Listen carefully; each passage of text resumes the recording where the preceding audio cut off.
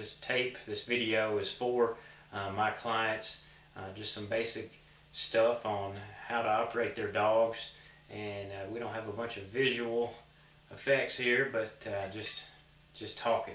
So let's say the bird is flying in. We have a duck flying in, and we're about to shoot. We want to say mark to the dog. That's a cue for the dog to be paying attention. And then of course we'll shoot the bird, and then we'll release the dog on their name. We'll release the dog on their name to go get it.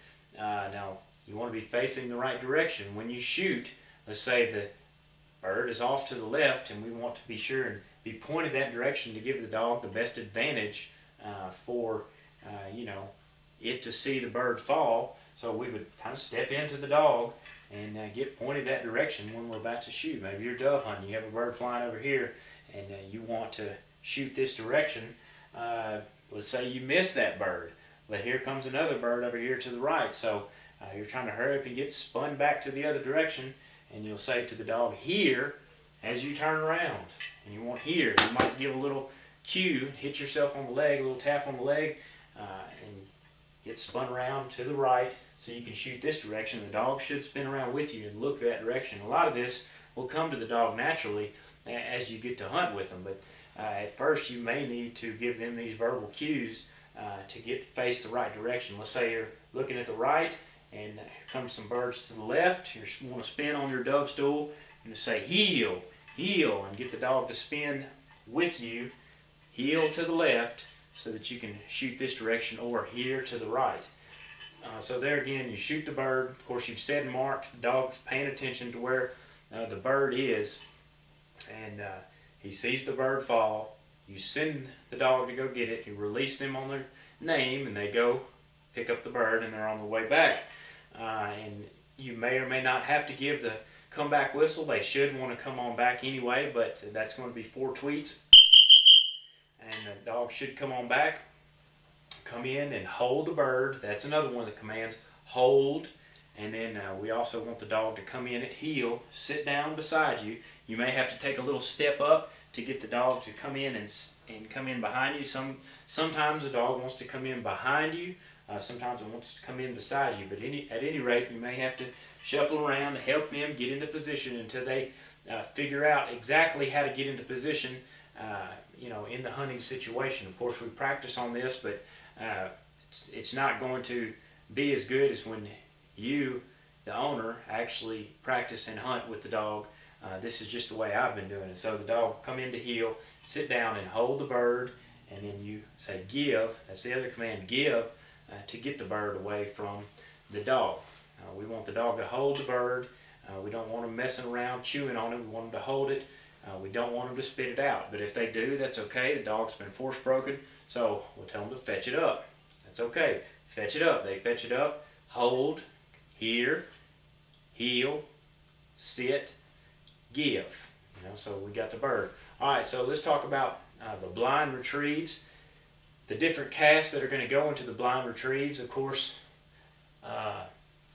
back, right back, left back, angle back to the right, angle back to the left, over, over to the left, angle in for the left and the right, and then straight in on the left and the right as well. I do correlate the last 4 with tweet tweet, with the hunt in whistle.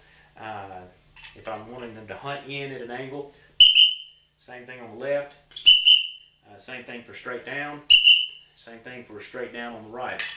Those are the hunt in whistles. Other than that, if we're sending them on the blind retrieve and they're out there, and they get off course, we're going to give them a long whistle blast, a sit whistle, and then we want to give them an overcast, perhaps, or an over to the left. One thing we want to be careful about is our body language. When we're looking at the dog, we want to face the dog. If the dog's gotten off track, we want to actually face them. We don't want to be at an angle working with them like this. We want to be we want to be square with the dog. And then also, when we do that, we want to give them the cast towards the bird, obviously. So we have the left and the right over, we have the angle backs, and then we have the straight backs as well. So let's say we're lining up the dog to send them on a blind retrieve, something they have not seen fall. The dead bird out there they didn't see fall. What we're going to do is we're going to, going back to the here and the heel, if we need to get them to spin this direction, to get lined up to go this way, we're going to say here, maybe give them a little verbal cue, a little hand signal as well, like tapping on our leg, you know, and we'll get them pointed that direction. And then we can line them up, say dead or dead bird, get them lined up when they're looking that direction, their spine and their head, say dead, and then back. We'll send them. Same thing if we want to go to the left, we're trying to get them to spin this direction, it'll be heel, heel, get them to spin to the left. Once you get them lined up the way you want them, or as close as you can, sometimes you just have to suffice and just take what you can get with them and then handle them, give them hand signals the rest of the way, but you get them lined up as close as you can, give them the dead command that they're looking the right direction and relatively close, and you send them on back. So they're going to start heading that direction, we hope, as straight as possible. If they get off course, you blow the whistle, a long whistle blast. Give them that long whistle blast, and then you can handle them, give them hand signals, how you want them to go. If they're a little off to the left, you might want to cast them back towards the camera, we'll say, so you give them a right back. Give them a right back. Or if they're a little off to the right, you give them that long whistle blast and give them the left back, and they should spin to the left and go back towards the camera. Now, let's say you blow the whistle and you give them a left back, but they spin to the right. Well, what I would do is blow the whistle and do the cast again. Just do it again, because we don't want them to get in a habit. They may be going back towards the bird, but they may have spun the wrong direction. And that could get you into trouble later, because you may want them to have a little bit more of a pinpoint accuracy, let's say. We want them to be a little bit sharper than that, so we want them to take the hand signal that you give them, because it'll just kind of tear up the training that we've already been working on. So you blow the whistle and you give them a recast to go the direction you want them to. If they don't take it, close the distance on any of the cast.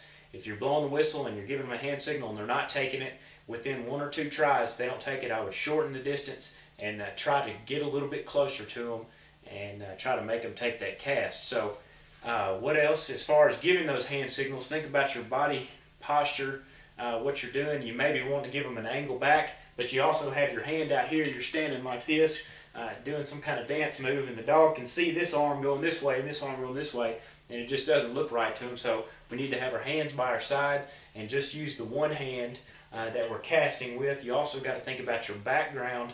If you're in the background of a bunch of trees and the dog can't really make out your silhouette, he won't be able to take your cast either. You need to have a clear background. So in some cases it's going to be hard when you're in a duck blind, or if you're in some area that has thick brush right behind you, and if the light's not right, the dog will have a hard time reading your cast, especially the farther away the dog gets from you. But anyway, back to the cast. I'm talking about the right over or the left over. These dogs have been forced back so much that they're used to going back. So to give them a hard right or a hard left, they may or may not want to take it. Sometimes they do, sometimes they don't. Just depends on how close you are to them.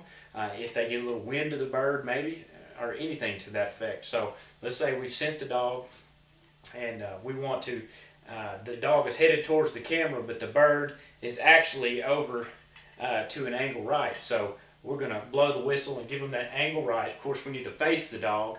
Well, he's running towards the camera, so he's running towards the camera. We're going to blow the whistle, and then we're going to cast him back towards that angle right that we want him to. This is going to go for anything. If we want him to go back to the angle left, we're going to give him the angle left. We're going to face him, and then give him an angle left, over. Same thing for the hunt in. If they run past the bird, long whistle blast, no problem. Give them a hunt in whistle, and give them that angle that you want them to take. The bird may be straight in. They may have run past it, or they may have taken an over and gone past the bird somehow. Let's just say they're past the bird and you want them to hunt straight in. All you got to do is the hunt in whistle, the tweet tweet, and then a hand signal towards it. Could be down on the right, could be angled to the right. It's all the same. Basically, you want to point your hand whichever direction you want the dog to go. Now, as far as giving the dog a back command with a hand signal, you may want to save that. You don't want to have to use that every time. You want for the dog to work on the hand signal without having to give them a verbal command every single time. You might want to save that for you know, your back pocket or whatever, for if you really need to get the dog to go, or if he's blown you off a couple times, you're sending the dog and you're blowing the whistle and you give him hand signals, let's say, and he's taking a couple or he's not taking them. So finally, the third or fourth time, when you're trying to work through this problem with him, you give him a back in association or at the same time with the hand signal. So you would give him the verbal signal, verbal command, as well as the hand signal at the same time. If you're kind of running into trouble, you might want to save that and just control them with hand signals for the first few times, you know, in a situation. If you're sending the dog to go pick up a bird, you don't necessarily want to burn up your back command. You want to kind of save that for a last resort. That's what I'm trying to get at. So that's basically the way that we've been training the dogs and working with them, and I hope this helps. And let me know if you have any questions, and I'll try to answer them to the best of my ability. Thank you.